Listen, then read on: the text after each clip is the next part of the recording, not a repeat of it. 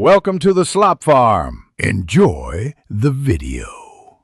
You start by verifying that both your router and extender support WPS.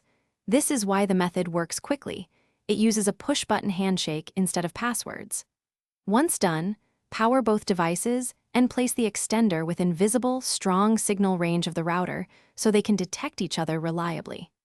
Make sure any guest networks or active firewall apps are off during setup, because they can block the discovery step. Now locate the physical WPS buttons or the WPS option in each device's admin menu. You press the router's WPS button for 2 to 3 seconds until its WPS LED starts blinking, because the router is now advertising a short-lived pairing window. Then within about 2 minutes, press the extender's WPS button or choose WPS from its mobile app. Timing matters, so act promptly.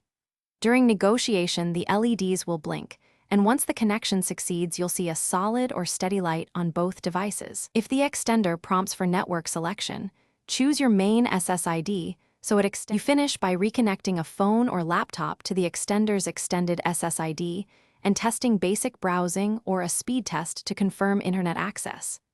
Then log into the extender's admin page to verify it received an IP from the router, check signal strength, and update firmware if available. This prevents future dropouts.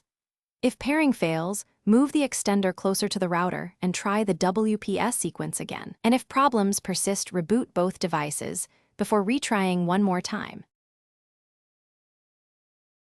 Thanks for watching. Consider subscribing if we helped you today.